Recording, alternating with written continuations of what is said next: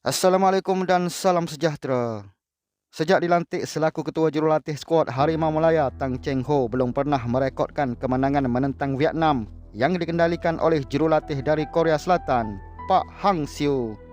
Mereka bertemu sebanyak 3 kali pada tahun 2018 di pertandingan Piala AFF Suzuki, tewas 2-0 dalam aksi peringkat kumpulan.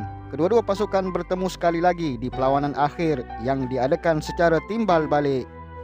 Walaupun berjaya mengikat skuad Naga Emas 2-2 di Bukit Jalil, Tang Cheng Ho terpaksa menerima hakikat Vietnam berada di dalam kelas tersendiri apabila tewas 1-0 dalam perlawanan timbal balik di tempat lawan.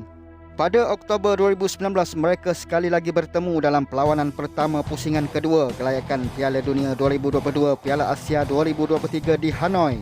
Namun kemenangan sekali lagi berpihak kepada skuad Pak Hang Seo 1-0. Pertemuan pada 11 Jun ini adalah pertemuan kali kelima melibatkan kedua-dua jurulatih dan pasukan sejak 2018. Dan perlawanan kali ini disifatkan amat penting buat kedua-dua pasukan demi survivor untuk mara ke pusingan seterusnya di pusingan kelayakan Piala Dunia 2022, Piala Asia 2023.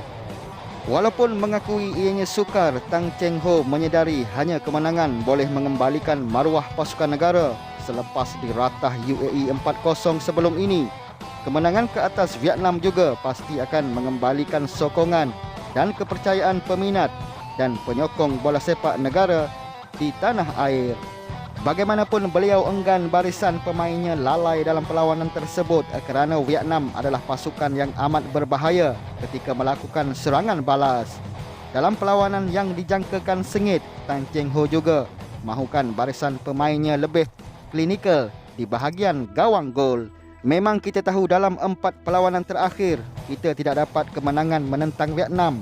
Setiap kali kita bertemu dengan Vietnam, kita tidak dapat banyak peluang menjaringkan gol. Kerana itu, kita perlu memanfaatkan peluang terbaik setiap kali berada di hadapan gol, kata Cheng Ho.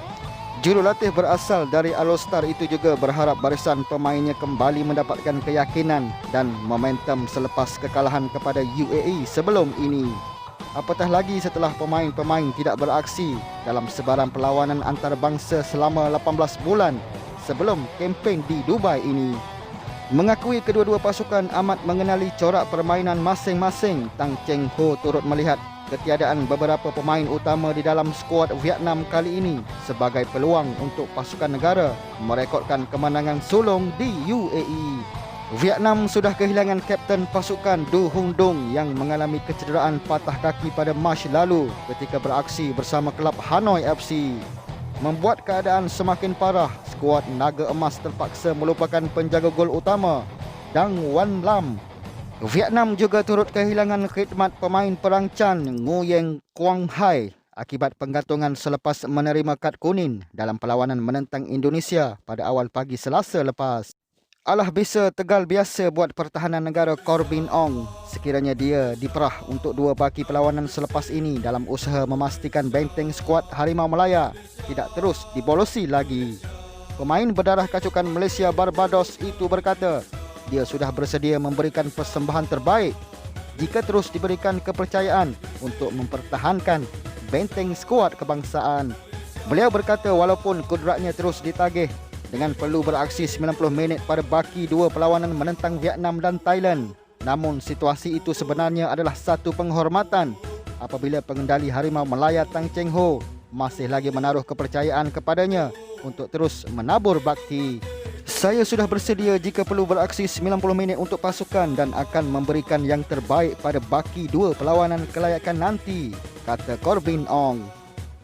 Dalam perlawanan bertemu Vietnam nanti juga, Brandon Gunn dijangka akan kembali menguatkan barisan skuad bimbingan Tang Cheng Ho selepas kembali daripada pergantungan ketika berdepan pasukan UAE di Bukit Jalil. Berdepan Vietnam nanti, ini adalah perlawanan yang penting untuk skuad negara bagi mengutip mata semaksimum yang mungkin dalam misi untuk layak kesayangan Piala Asia 2023, sama ada melalui secara automatik atau pusingan ketiga kelayakan Piala Asia. Untuk itu, Tang Cheng Ho berharap barisan pemainnya mampu menjelmakan kembali prestasi terbaik seperti yang pernah ditampilkan sebelum ini untuk mendapatkan keputusan positif nanti. Demi mengembalikan maruah negara dan kepercayaan peminat, kita mesti menang menentang Vietnam nanti. Sekian, terima kasih. Teruskan bersama saluran YouTube Awang Studio, berita dan isu-isu semasa bola sepak Malaysia. Kita jumpa lagi di video akan datang. Salam.